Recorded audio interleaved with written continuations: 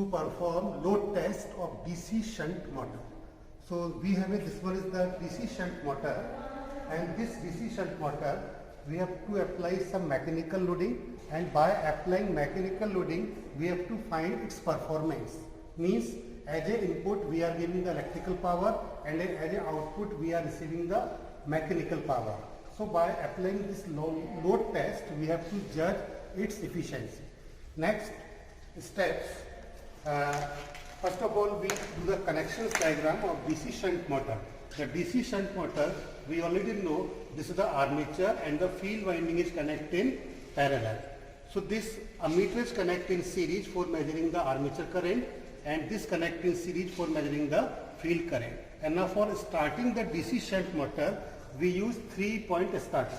So here we are using 3-point starter, line, field and armature. And this is the 3-point starter, line, field and armature. So first of all we do the connections as per this diagram. As per this diagram, the L terminals of 3-point starter is connected to the plus terminals of battery, and this F terminals, F means field winding. This field winding is connected in series with the ammeter, and the ammeter is connect across the field winding. This F terminal is connected in series with the ammeter A2 in series in the field winding, and this F and double A terminals are connected at a common point, and this double F terminals connected to the negative terminals of battery supply. So we connect the negative terminals of battery supply. Next, connections for the armature. The A is connected in series ammeter, and the ammeter is connected across the positive terminals of armature. And now for measuring the voltage, a voltmeter V1 is connected across the armature for measuring the back EMF. So this V1 is connected across the armature. So our connections complete. So we start the DC motor with 3-point starter, and this is the 3-point starter. Initially is kept at maximum position rested and gradually change the steps one by one. So we switch on MCB, and MCB start, and there is no movings. So with the help of a starter, increase the steps one by one and see the RPM speed of the motor is increasing. Yes. So this is speed is increasing as our motor is moved, and this one is the field current 0.73. This is the back EMF of armature 218 volt, and this is the armature current. Basically this is the no load conditions, means no load, no mechanical loading is applied on the motor, and this no load current is very small. It is 0.8 ampere. And now this speed is 1300 approximate RPM, and this is the mechanical loading. In that previously, initially there is no mechanical loading, means our belt are loose. No load positions, the speed is 1312 and the current is, armature current is 0.87 ampere and the field current 0.7. And now for taking the observations, gradually increase the load. This is W1 and this is the W2. Initially it is the error, is the 2, there is the 2, and increase the load one by one, tight the belt.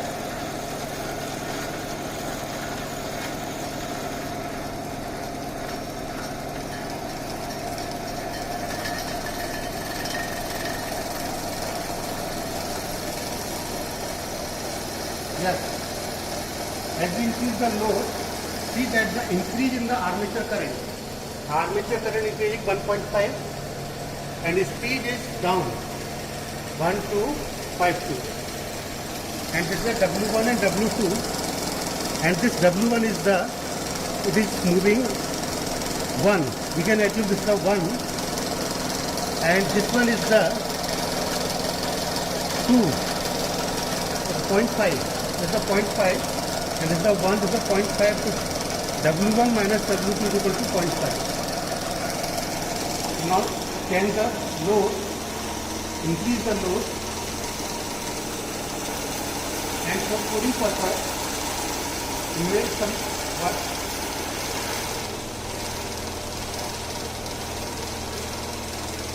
water, and it's this load, it is the 2.5,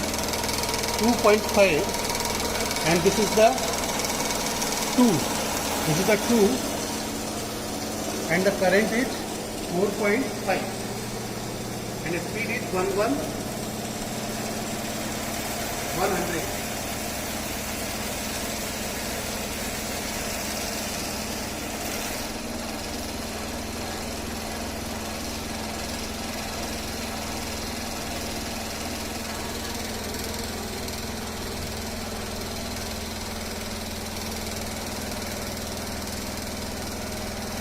ये है reading सही.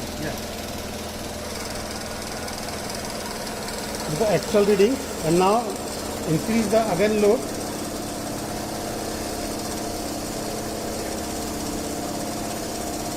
This is the 5.5, and it is the 2. The W1 5.5, it is the 2, and armature current is increasing and speed is slow down.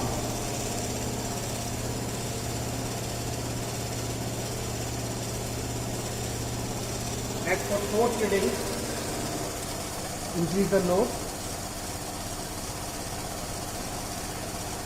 speed is decreasing 996, and the armature current is increasing.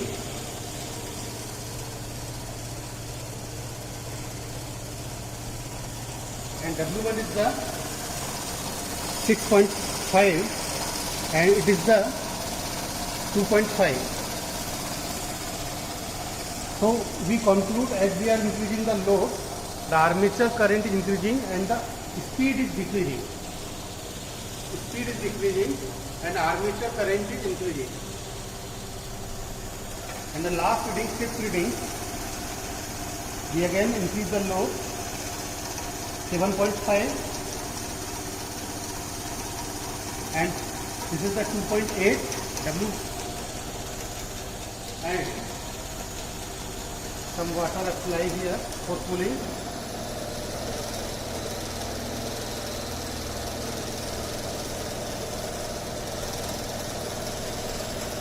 And the speed is down. And decrease the load. Decrease the load.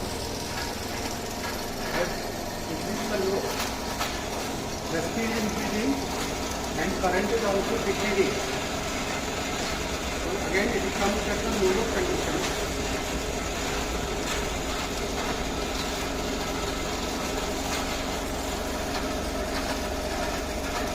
It comes at no-load conditions. And no-load conditions, the previously reading, first reading is again come 0.8 no-load current, and that's the rated speed. And stop the motor with the help of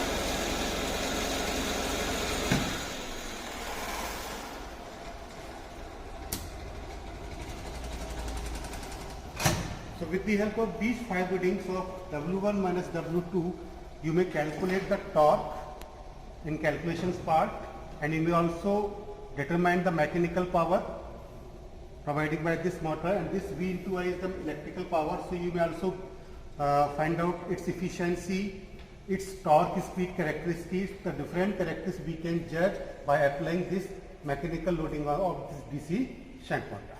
Thank you.